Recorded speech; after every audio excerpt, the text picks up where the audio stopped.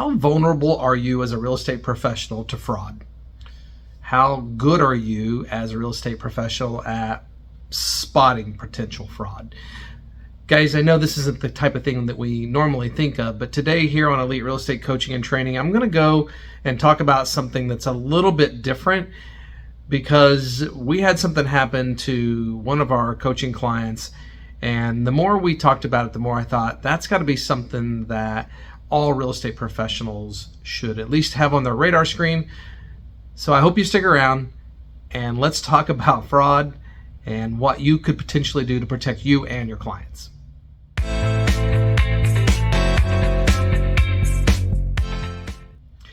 Welcome back to the channel, guys. It's Dave here again with Elite Real Estate Coaching and Training, and today we're talking about fraud. Now, most of the fraud that people get caught up in is wire fraud and email scam frauds.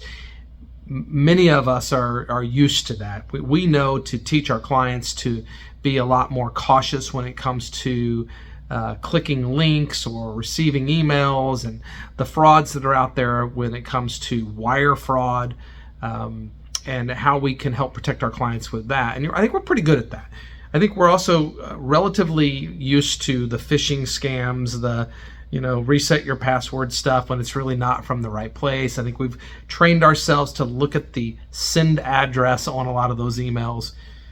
But a case that happened recently with one of the people that we coach is one that I thought was one of the more sophisticated frauds, and they would have gotten away with it if it weren't for one simple mistake that they made.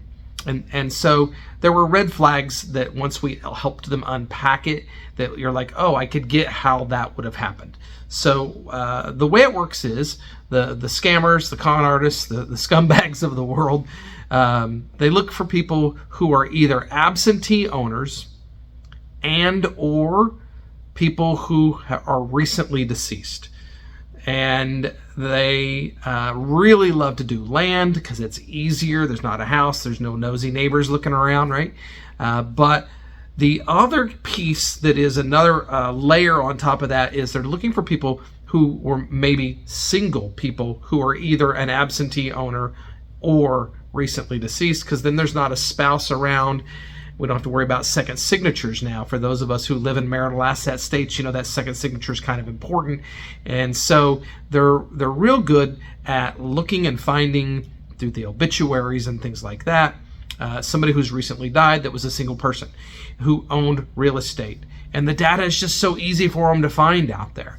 So this particular person waited for somebody to die. When that person passed, they realized this person, through some simple searching of the databases, had some land, and they contacted our agent that we coach. And that agent got a phone call. Hey, my name is whatever it is. I have some land I'd like to sell. Can you help me with it? And of course, any great real estate agent is going to, absolutely, I can help you with it. And so they talked a little bit on the phone. They exchanged several emails, and the agent lists the land, gets a good offer, gets it under contract, and goes to closing. In fact, it closed, it paid out, everybody thought it was fine. Well, only later did we learn that the land actually, that the person who owned the land had passed away. And the person claiming to be the owner was one of these con artists. They would have gotten away with it, but there was a banking error that caused them to not get this wire. This particular person was so good at being a con artist that they never met anybody face to face. First red flag. Another red flag, that it was vacant land with a single person, and there was only one person to talk to. Another red flag, they didn't try to negotiate commissions in any way, shape, or form. They just agreed to the agent's commission. Another red flag, when the offer came in, there was no negotiation. They agreed to the offer pretty fast. So there was none of the normal things, normal conversations that an agent would have had. And the agent, hindsight looking on it, goes, wow, that was almost too easy. And you know the old saying, if it seems too good to be true, it probably is. And in this particular case, it absolutely was too good to be true. So the agent is contacted a few weeks after closing, and now the FBI is involved. Now the local police is involved. The buyers of this land didn't have the rights to the land that they'd paid for. Everybody was kind of in a turmoil here. The good news is, like I said, the money ends up being caught at the banks. The banks were able to get the money back to the title company, who returned the money to this particular buyer. Both the agents are out commissions. The agents have to refund the commissions that they were actually paid. Just a whole lot of drama and stress. And the thing that made this particular con artist so good was that somehow they had their hands on a notary's stamp. Now, whether they made a counterfeit copy of that stamp is unbeknownst to us at this point. Whether they stole the notary stamp is unbeknownst to us. But they claimed to be traveling, claimed that they needed a notary public, claimed that they'd found a notary in the place where they were traveling, got everything notarized and sent back to the title company. And all the little checks along the way, this person had figured out systems to beat those checks and balances that we have in our industry. Guys, my advice to all of you is slow down. Again, if it seems too good to be true, it probably is. If you're contacted by somebody who really only talks to you once or twice, and the rest of the time they only want to communicate via an email, they don't own the property, they're not willing to meet you at the property, they don't, even though they claim to own the property, they're not local, there's only one person involved, they don't negotiate anywhere in any part of the process. Those are all red flags.